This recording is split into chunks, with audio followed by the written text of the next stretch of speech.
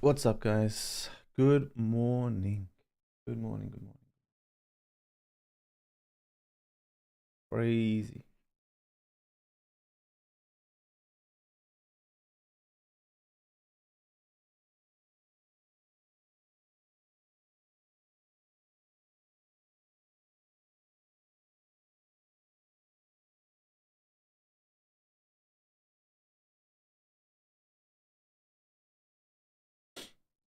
Check. Am I even online?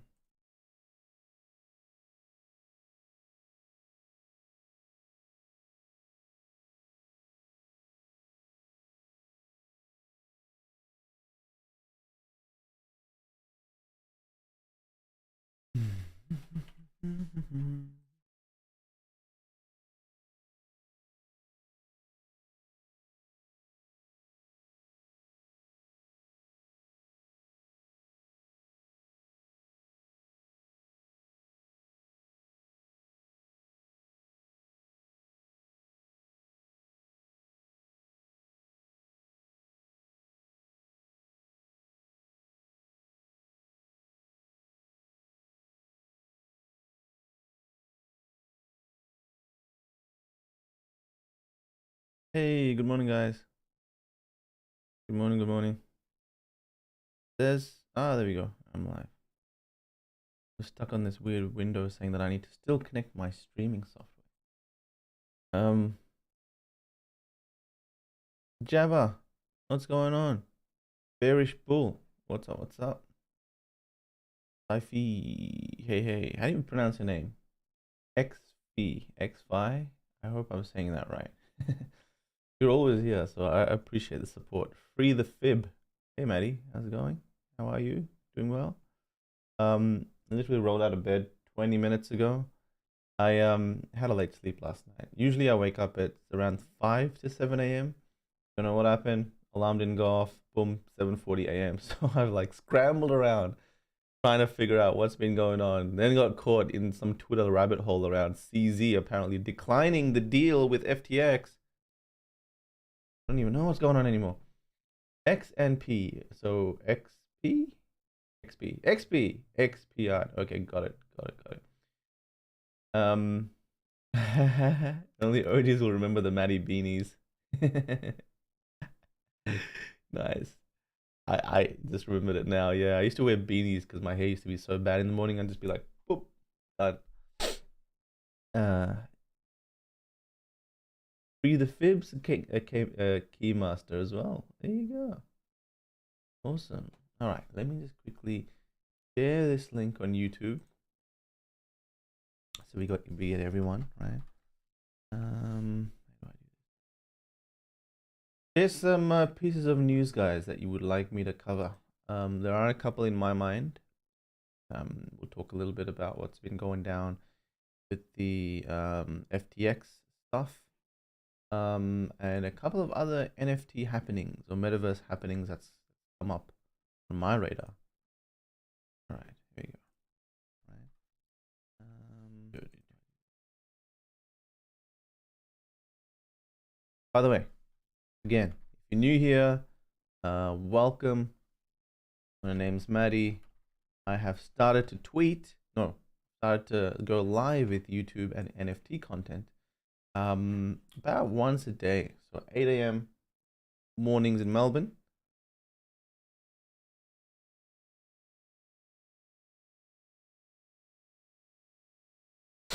All right.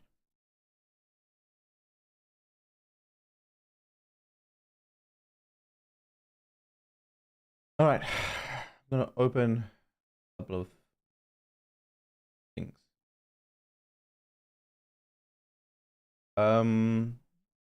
Yeah, there was a really good tweet here by DZ. So I'm going to pull this one up.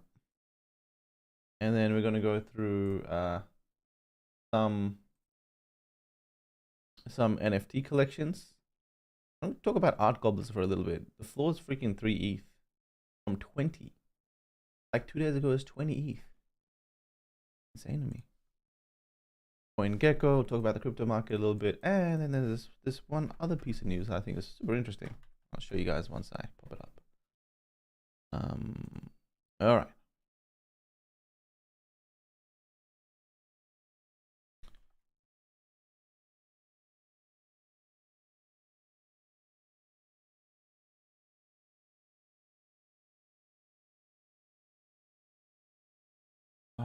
Solana.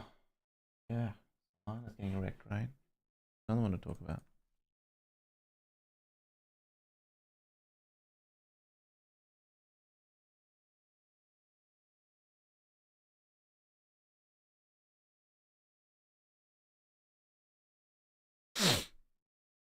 All right, we'll talk a little bit about Solana. I don't know what's going to happen to Solana. I mean, it's still going to remain a cheap place to mint, right? It's just the network just keeps going down. I don't know. Every time I think about getting into Solana, I'm just like wary and scared about the network going down. It goes to show how valuable it is to have a how valuable it is to have a secure database, right? Ethereum is only extremely valuable because it never goes down. It's the only reason people build on it. That's the only reason NFTs you own have any value. All right.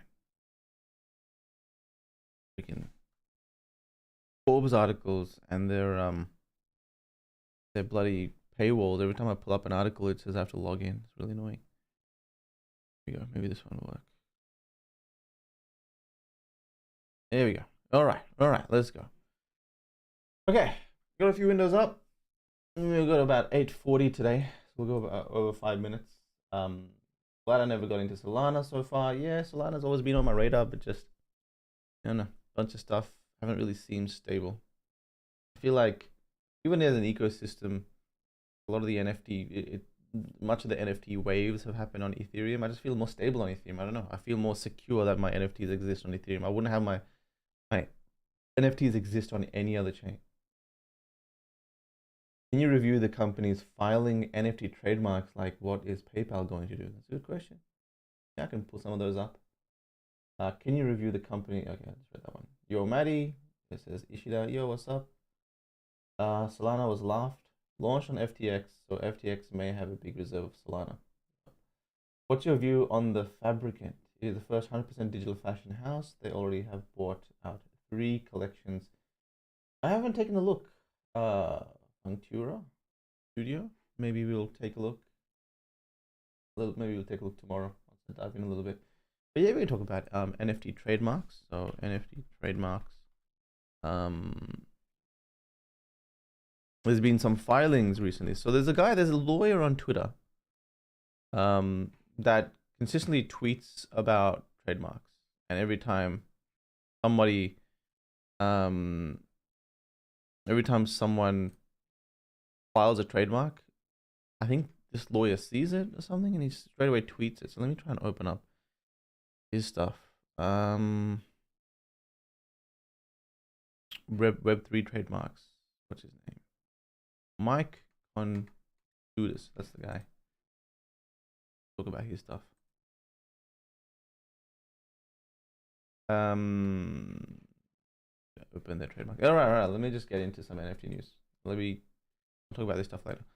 All right, guys. So we'll go on for about 30 minutes. Thanks for joining. For users that may have joined for the first time, I try and do streams every day, Monday to Friday, covering NFT stuff. But in the pursuit of covering NFT related things, we get caught up in crypto drama and all sorts of other things. So we'll talk a little bit about Binance's recent tweet. I think this news literally just came out like 15 minutes ago, where he's said that he may not or will not continue with the takeover. Now, what the hell does that mean for FTX? No clue. I have no clue. I guess they don't have any way out. I don't think they expected the reserves to drop this much. FTX price is $2.77. Oh, God. All right, we'll go through a little bit of this and then we'll talk a bit about NFTs. Right, we'll get this off my face. All right. Well, again, thanks for coming, guys. I do appreciate everyone tuning in. This is what I see, by the way. So as a streamer, this is the back end of YouTube. Your comments over here, which I put on a different screen. So I'll put it over here. All right. All right, guys. So CZ recently, I think this tweet happened at 1:30 a.m. Oh, that's like 7 hours ago. Given the events that transpired over the last couple of days, I want to reiterate a few points. One, we did not master plan this, blah, blah, blah, blah. Our due diligence for the deal is ongoing. So this is just a note about them just clarifying a few things. But recently, there was a share by this guy, DB, here 10K, seems to have the scoop. Binance walks away from FTX deal, according to company statements on the Wall Street Journal. Binance cites due diligence reports on mishandling of FTX customer funds for dropping deal. So I think there's investigations and some discrepancies and something that Binance may feel might flow to them regulatorily, and investigations might flow to Binance if they get involved with the FTX stuff. So it seems, well, I've got this from, everyone's got this news from this guy first. Don't know if how trustworthy this is. This is the first time I've seen this account. It's verified, it's cool. But this is the first time I've seen this account. This is this piece of news, right? Again, it happened like 20 minutes ago. So what does it mean for FTX? I don't know, but the freaking price is going nuts in the wrong direction. So this happened 7:40 a.m., right? So 35 minutes ago this came out. It was at $3.48. It's dropped $1 almost at $2.77. I think FTX, price-wise, just because there's so much FUD in the air, knows how much of it is justified. I mean, now that big fish are getting involved, I think a lot of it is getting freaked out. Yeah. $2.77. I wouldn't be surprised if this goes under $2. Like, I mean, normally what happens when prices go down very quickly based on FUD, there's like this sudden drop, and then there's this, what people are like, oh, this is the best buying opportunity we've seen in a while, and then there's a bit of a spike because people throw their money at it. They're like, oh, $5, thanks for $4 FTX, and everyone just jumps in. Then they realize the price doesn't go up anywhere near the initial drop, and this is true for NFT collections too. And then again, there's a slow descent into loss of faith. So I've seen this a lot of times. There's a drop, there's a couple of people that try to buy the dip. They're like, oh, quick, let's buy it at $17, $16 because it'll recover. It doesn't recover. I mean, in FTX's case, there's been advancements in pieces of news, so it's dropped again. And there's this small bumps of people trying to jump in and catch the falling knife. Always risky though. Try and catch the falling knife. It's always risky. People think that there's a quick 2x to be made, and then one of these things happen where it's like, all right, well, there's no real hope at the moment, so we'll just wait it out. The whole industry sort of waits it out for a bit. So there you go. Drop another 10 cents just in literally 3 seconds or 1 minute. Whew. Dropping a cent every 5 seconds. I'm scared to refresh this. Who's got FTX? I didn't buy FTX. I bought Binance, bought BNB shares like 4 years ago. I bought them at $1 back in the day, and I sold them at $1.20. Sad times. Lost a lot of sleep on that one. All right, let's keep going. So yeah, FTX seems to be fluctuating in what the heck is going on.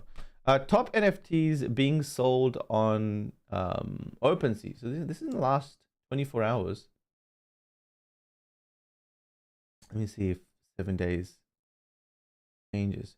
Very surprising that the last 24 hours are your OG collections. I think that means that there aren't many new collections finding their way up here, right?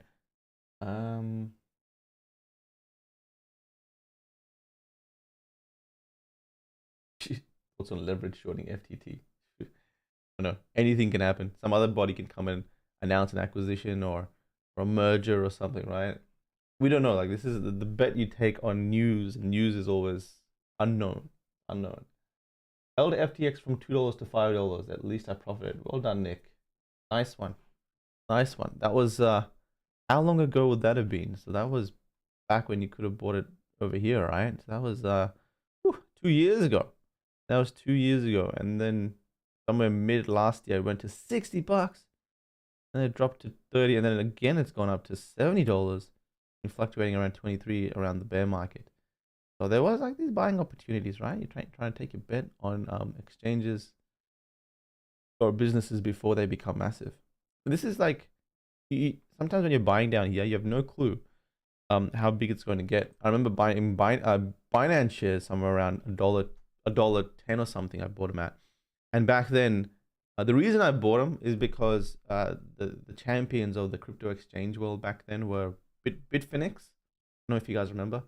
You guys were around that back then. There's Bitfinex and Bittrex, right? Those two were the biggest exchanges back then. A lot of people used to use them for trading, right? When I got in, and I think maybe one or two others, but Binance were the first ones. That drop, that's brutal. That's sad to even look at. And then what happened, right, was Binance was the first one, and this is their claim to fame.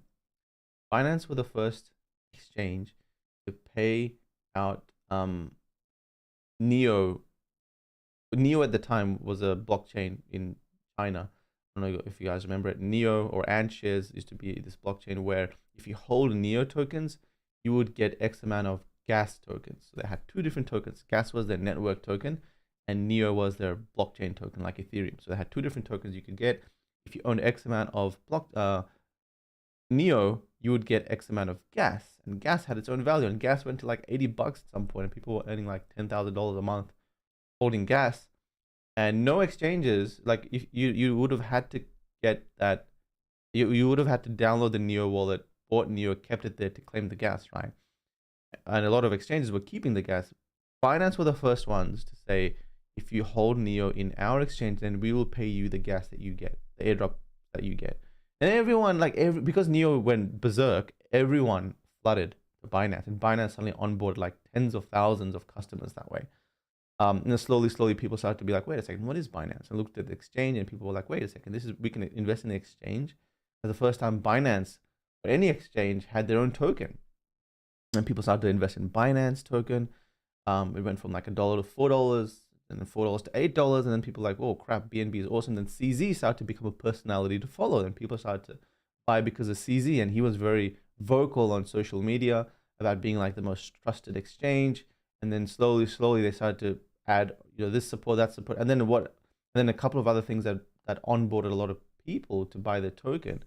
Let me open up BNB. Was their burning mechanism? So like every quarter or every year, they would burn the amount of BNB they generated through like X amount of BNB they generated through trading fees.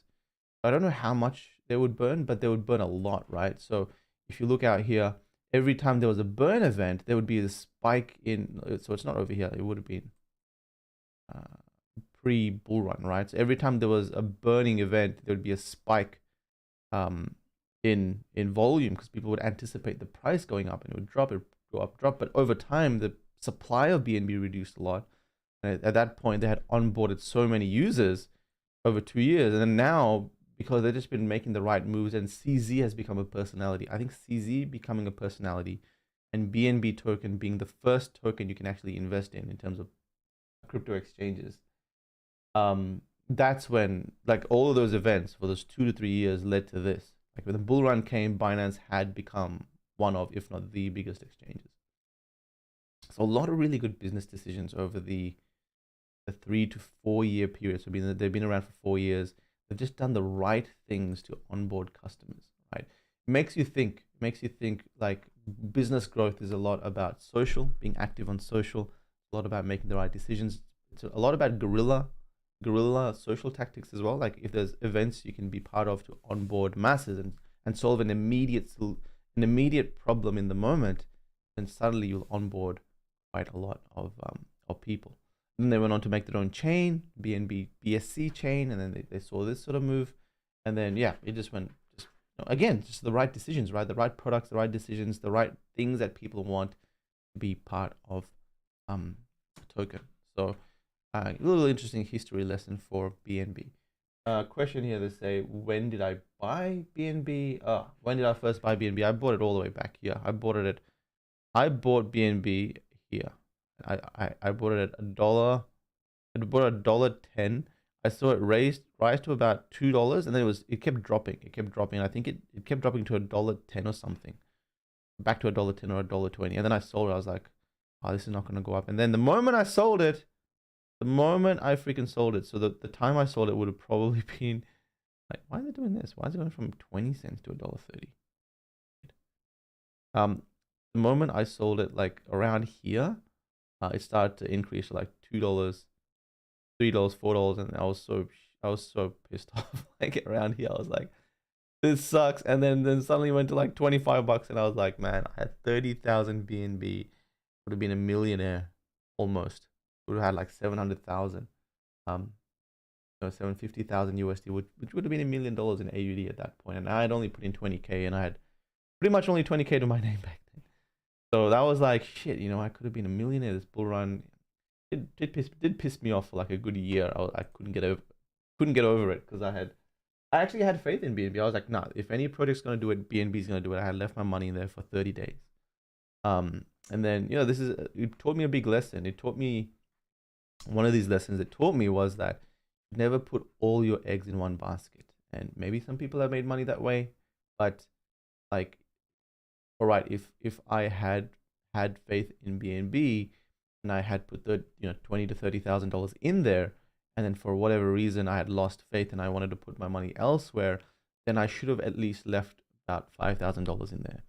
So from now on, what I do is if I ever exit from a project, I always leave a bit in there, right? Because there was a time I did have faith, and you don't want that faith to be kind of questioned, and that faith fluctuate based on price. Price action is temporary. The build action is long term, right? If the founder is still going ahead at 100 miles an hour in delivering and producing products, then that activity can come back or pivot and change, and price can change at any time. So what I do again, like looking back, is all right, I would have invested the 20K, and for whatever reason I would have seen a new shiny object, a new shiny coin. I would have been like, all right, great, let's diversify. Let's put half in there. Or if I really wanted to go in it, let's put 80% in there. Let's leave 20% in here. And I would have left, at least $1,000 in each one. Right, $1,000 would have gone to 300x at the time. It would have gone, like, it went from $1 to $20, and then after $300 for 300x at a time, that $1,000 would have been 300K, right? So again, like over time, my strategy has turned or evolved from back in the day going all in to going to breaking up, doing an 80-20 rule. So mine's a bit of an 80-20 rule now, where like 80% of my capital is in stable stuff, and 20% or 20 or 30% of my capital is in high risk stuff, which I don't know if it's going to work out, but if it does, holy shit, it's going to like 100x. So that sort of thing goes on, and always diversified. So if I lose faith in something, I still leave a little bit of capital in there just in case. The beautiful thing about crypto is you don't need to win every time, right? You don't need to win every single time. You need to win a few times a year. You just need to win a few times a year, and your couple of $1,000 will become a couple 100K, right? So you also don't need that much money. You don't need like to put 10K in one project and then pray that it goes well. I think you have to get really lucky for that to work. Okay, enough about crypto and BNB. Top NFTs. One that comes to mind is Curio Cards, gone up 5,000%. So let's look at that a little bit. A lot of these are continuing to go ahead. Moonbirds, I think they reached a low of like 5 to 6 ETH, and now slowly starting to go back up. Azuki is still doing bloody well. I can't believe, guys, that Azuki in all-time volume, right? Look at this. This is insane to me. That in all-time volume, Azuki is number 5 or something. Number 5. A collection that came out of nowhere has surpassed the Sandbox, Doodles, Decentraland, Meebits, Rareable, a whole freaking marketplace. Like ENS domain's been around for ages. Super Crypto freaking kitties. This is all-time volume. Azuki's is like number 5. That's pretty insane to me. that this project is number 5 in all-time volume. 1/4, more than a quarter of CryptoPunks volume all time. So I have never looked at the Azuki ecosystem, but super impressed that they've been able to get here. Is that just faith in the artwork and the product being out there? I haven't really seen Azuki hit my Twitter timeline that much. Maybe I should follow them more. So my Curio cards has gone up a little bit. If you guys know, I am a pretty big Curio cards investor. I think I'm like, I don't know, probably like the 5th or 10th biggest investor in Curio cards. I think the biggest volume they've seen is multiple buys of their rarest cards. So someone came in and bought 5 or 6 of the rarest cards for 20 ETH floor. So there must have been a deal between BC45AE and a Daft or something, and they would have just either accepted bids or lowered the price to 20 ETH, and they would have bought all of these, right? It looks like this person's gone around buying the other stuff, so he's bought a little bit of everything. Looks like he's trying to complete his collection. Yeah, slowly but surely. The interesting thing about Curio cards is always maintained volume. So if you see here the number of sales, can you see that? This is what I look at with collections, right?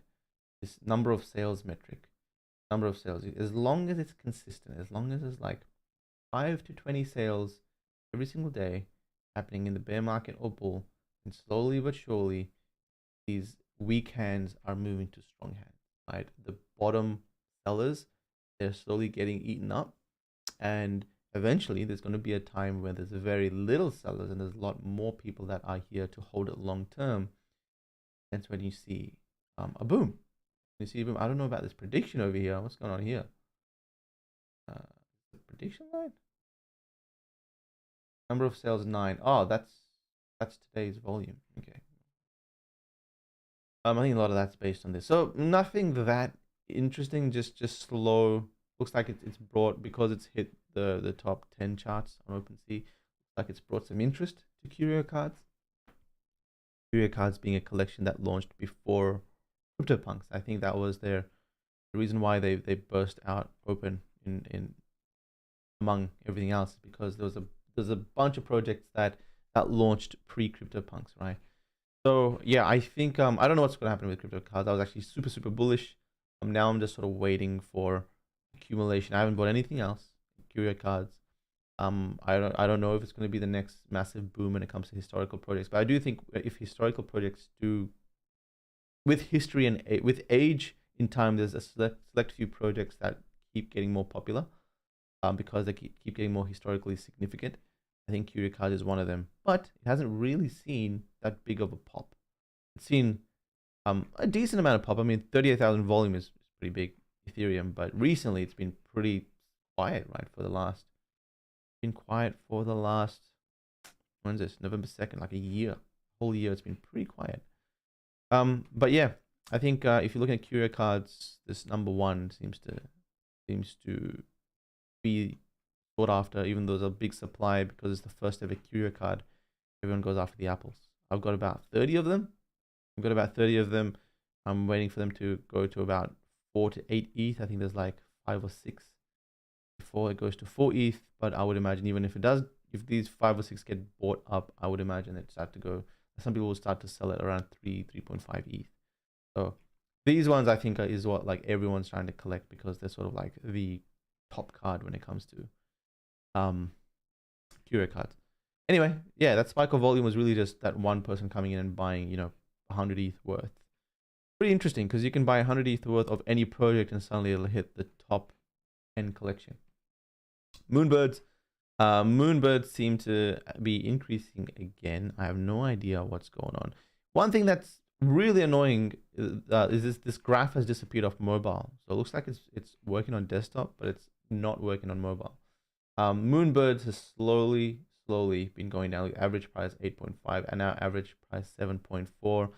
I think anything inevitably that has reached a really top price. So this went to 30 ETH. So anything for me, when collections start to reach, especially those collections that have 10,000 items, right? So Moonbirds has 10,000 items. When these start to reach numbers of like say 30, 50, 80 ETH, it becomes immensely harder for that to go even higher, right?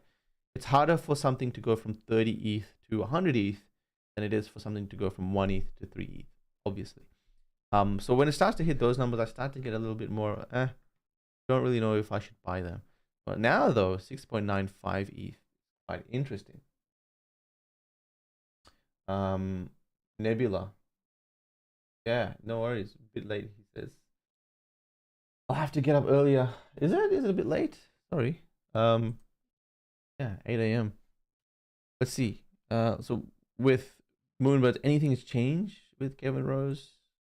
Let me know if you guys have any alpha on Moonbirds. Seems like some of these collections are just, sometimes people are just coming in and being like, holy crap, I can't believe it's so cheap, and then suddenly someone sweeps the floor 100 ETH worth, or 100 or 200 ETH worth, and it suddenly starts to hit these top volumes.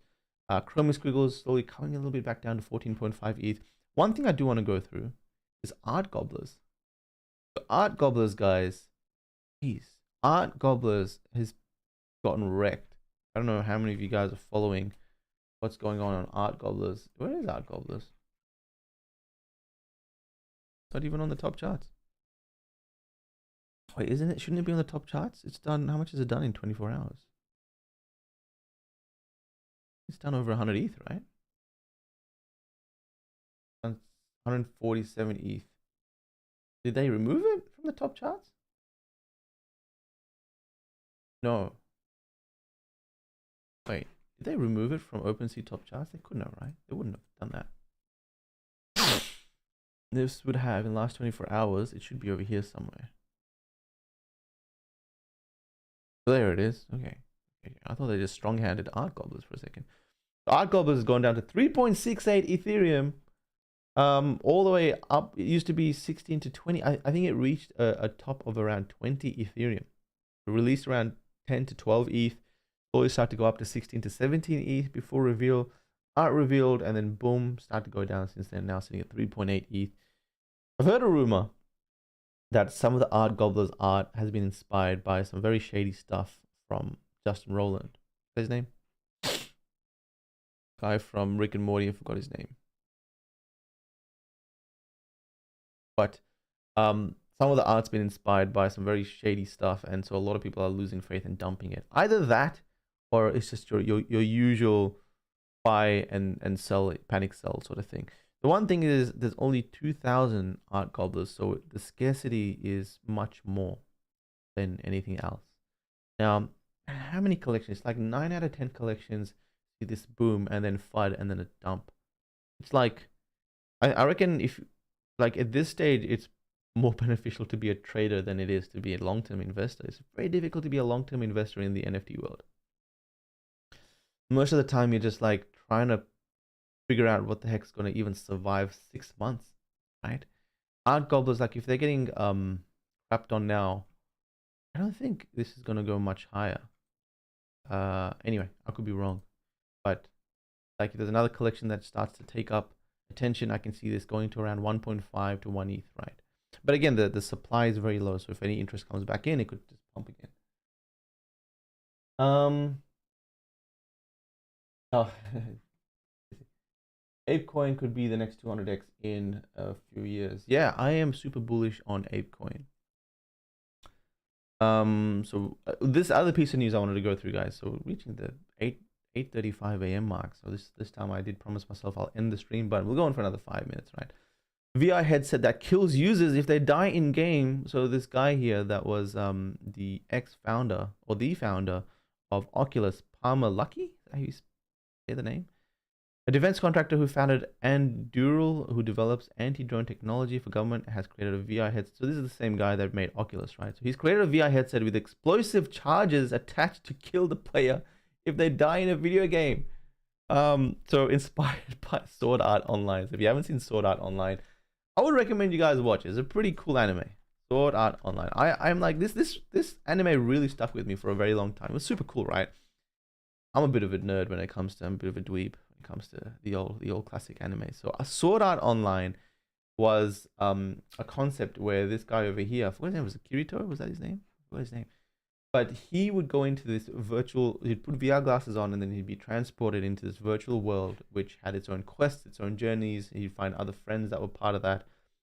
And there was like this I don't want to spoil it for anyone, but there was a concept of if you die in the game, you'll die in IRL.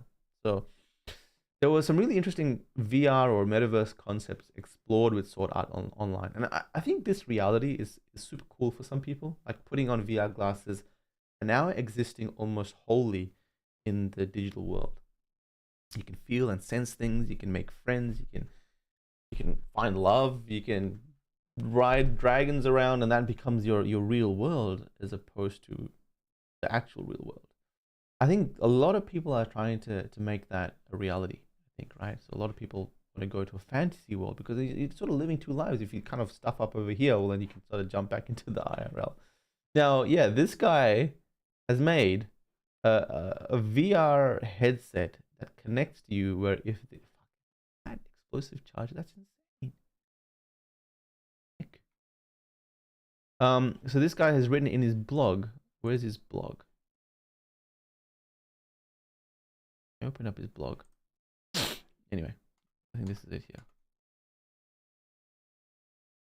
Yeah, he's written in his blog that he's made this, right? The idea of tying your real life to your virtual avatar has always been fascinating. You instantly raise the stakes to the maximum level and force people to fundamentally rethink how they interact with the virtual world and the players inside it. Like he stated in his blog post, pumped up graphics might make a game look more real, but only the threat of serious consequences can make a game feel real to you and every other person in the game. So if you dive into his blog a little bit, which I did, he's got this snippet over here, which is super interesting. Okay, here we go. The nerve gear. So the nerve gear, I think, connects to like sort of your head and your nervous system and reacts. Like if you die, then it sort of kills you in the game, right? This is in Sword Art Online. It's not real life. But he's made something. So he's gone, I'm a pretty smart guy, but I couldn't come up with any way to make anything like this work, not without attaching the headset to gigantic pieces of equipment. In lieu of this, I used 3 of the explosive charge modules I usually use for a different project, tying them to a narrow band photo sensor that can detect when the screen flashes red at a specific frequency, making game over integration on the part of the developer very easy. When an appropriate game over screen is displayed, the charges fire, instantly destroying the brain of the user. Ooh, no! It's going to have exploded heads everywhere. This isn't a perfect system, of course. I have plans for an anti-tamper mechanism that, like the nerve gear, will make it impossible to remove or destroy the headset. Right. So like if you put it on, you can't take it off. This is some weird torture. This is some like weird torture mechanism if I think about it. You can... this is really weird, right? You can torture someone in VR by putting this headset on them. I don't know if I'm throwing some weird, really bad ideas out there, but I can imagine like this, right? The FBI, right? Imagine, okay, not even the FBI. I'm going to say an anonymous organization. Imagine if they take the VR headset. They have this criminal who's done something really bad. They've simulated the environment for them. They've put this headset on that criminal and said, hey, look, you need to walk us through exactly what you did. If you don't, pressing this button over here, and you're dead, right? You're dead in VR, you're dead in real life. Like that's freaky. That's freaky. Even so, there are a huge variety of failures that could occur and kill the user at the wrong time. This is why I have not worked up the balls to actually use it myself, and also why I am convinced that, like in Sword Art Online, the final triggering should really be tied to a high intelligence agent that can readily determine if conditions for terminations are actually correct. Okay, maybe not head exploding so you die. Maybe a buzz on your finger like you get when you pull that chewing gum buzzer thing. That I don't know if you're in India, all right? They used to have this little chewing gum thing that like electrocutes you if you pull it. It was like this funny party trick. Funny thing in India is because they're a little bit crazy over there when it comes to these things, like the power of that was a lot more than it should have been, and when people would pull it, it would freaking buzz the shit out of you. It's like a real electrocution. Oh man, I tried it on my uncle once and he beat the shit out. Good times. But yeah, he smacked me a bit back when I was like 10 years old, but it was like one of these things. It was like an electric chewing gum. It hurt. Like I would try it and it was like this buzzer thing, right? It looked like a chewing gum, super innocent, but you pull that, it's like a metal piece, and it freaking hurts, right? When you do it. I'm holding onto my finger. So maybe a buzzer like that that buzzes on. I can't buzz your brain. That would be just dangerous. But does something, right? Maybe on your finger when you're wearing a full bodysuit. But yeah, killing. I don't know about killing. I don't know about killing. I probably wouldn't wear that. I probably wouldn't even go anywhere near that, just in case it explodes without um with if that does anything that it shouldn't do. All right, crazy. I keep finding this interesting pieces of news, guys. Yesterday I found it on Roblox. The other day, I mean, this stuff came out what yesterday? This came out just a day or two ago, but there is some interesting, people and experiments is what makes the NFT or metaverse industry come a little bit closer, right? Just putting this thought out there, I think it inspires people to think in a certain way, right? Maybe not kill someone in IRL, but maybe attach or play with the concept of real world or virtual world consequences that hurt. Not physically, could hurt emotionally, right? It could be like, well, you lose all your progress. In RuneScape, that was the reason why in the wilderness, people would be a bit more cautious, right? There'd be scammers there that would kill you in the wilderness, so maybe like the attacking thing should not be there, but people would be very cautious in going to the wilderness because you'd lose everything you're holding, right? In RuneScape, I'm talking about RuneScape. So yeah, it'll be interesting to experiment with that. What does that mean in terms of virtual dynamics, especially when there's thousands of people in the same space, right? Does that mean that you would try and make more friends? I feel like it'll take away the fantasy element of just innocently being in the virtual world and being able to do whatever you want without any consequences. I think people actually want to go to these virtual worlds because there's no consequences, right? There's no gravity. There's no physics. You can do whatever the heck you want. You can fly in the air. You can fall and you don't hurt yourself. You can experience things that you can't in the IRL. I don't know if a world will go very far if there are consequences. But hey, look, thoughts and experiments are always good. So whatever they are, they always progress the industry. All right. All right, guys. So yeah, like I will keep doing this. I'll do this again tomorrow. Probably wake up a little bit earlier and scour the news for a little bit more, but maybe a couple of minutes with you guys. It is 8:45 a.m. I've been here for 45 minutes. You know what? No, actually only a couple of minutes with you guys. I have to try and be true for myself, or else I'll burn out. Stop doing streams again. But anything on your radar? So Solana is one thing, I guess, as well. That's sort of taken the hit. The voice is entering DCL. There's big from me.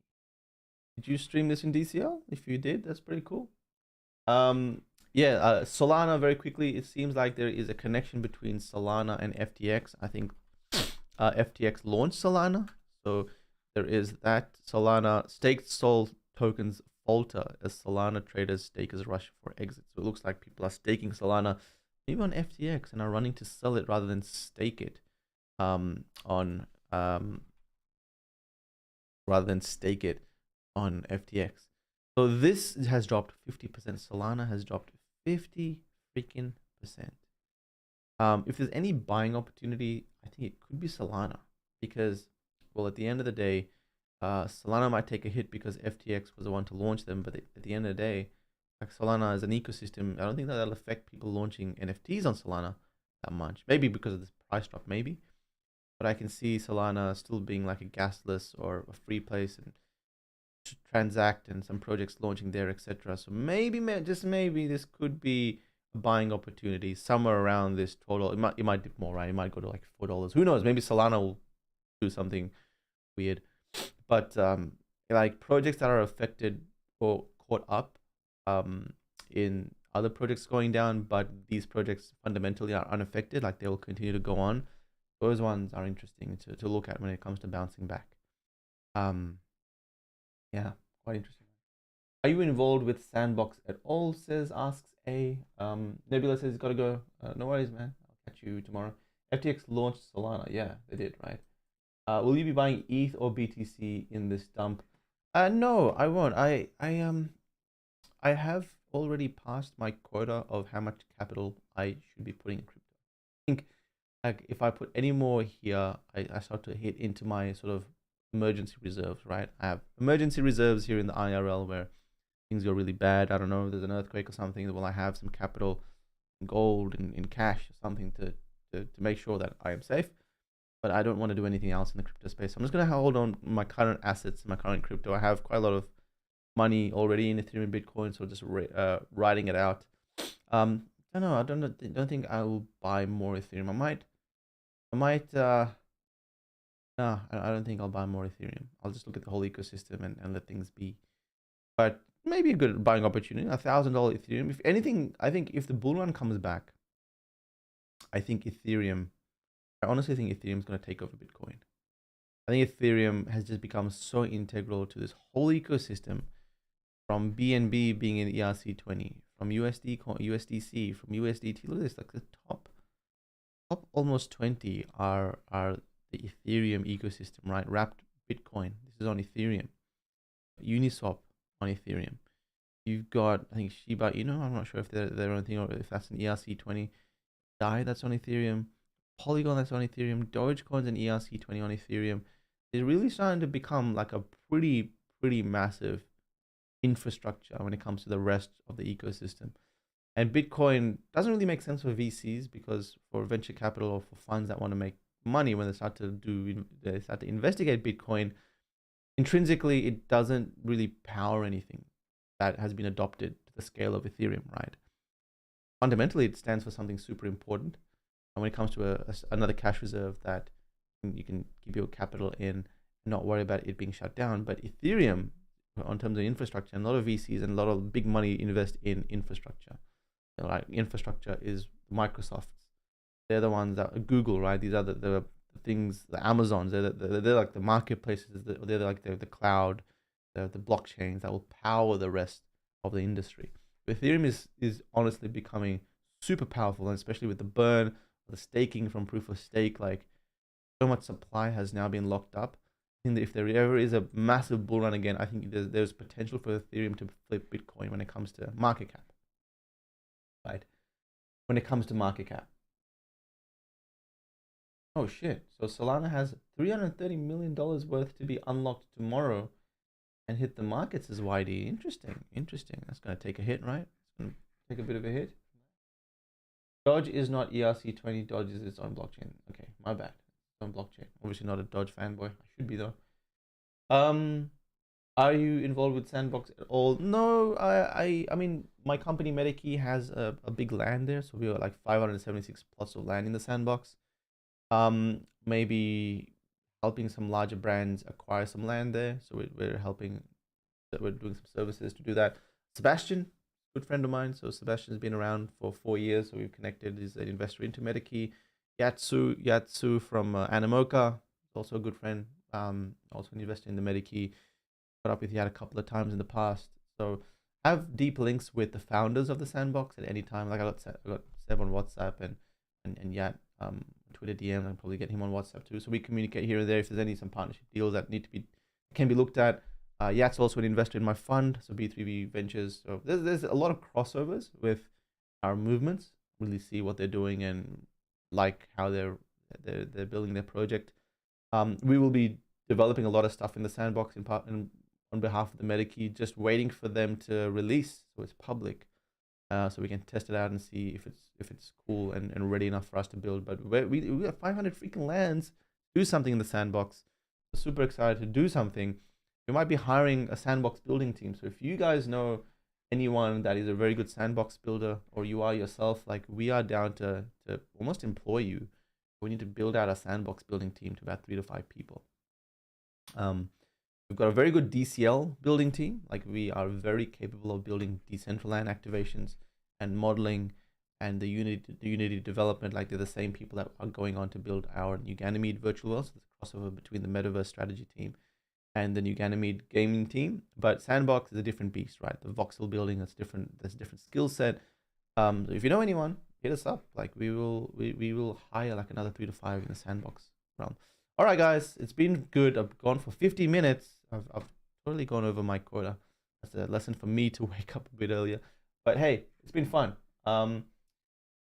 Let's catch up tomorrow. Same time. Tomorrow is a Friday, so we would have finished 5 days of this stream. Hell yeah. Awesome. That's a whole week of consistency. Pretty proud of myself and happy that you guys have come in to support these streams. But yeah, thanks for tuning in, guys. Tomorrow, same time, we will be back 8 a.m. Melbourne time, 4 p.m. EST. And who the hell knows what we'll be covering tomorrow.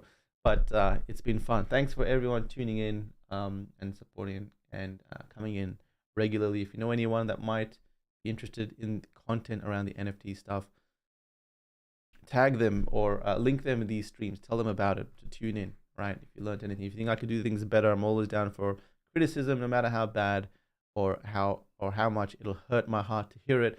Think I could do something better, or go over some other content, or split the format in something else. If you like me rambling around for 40 minutes, then I can. If you don't like me rambling around for 40 minutes, then let me know. If you want me to just go strictly news, I can do that. But any feedback would always be good. So yeah,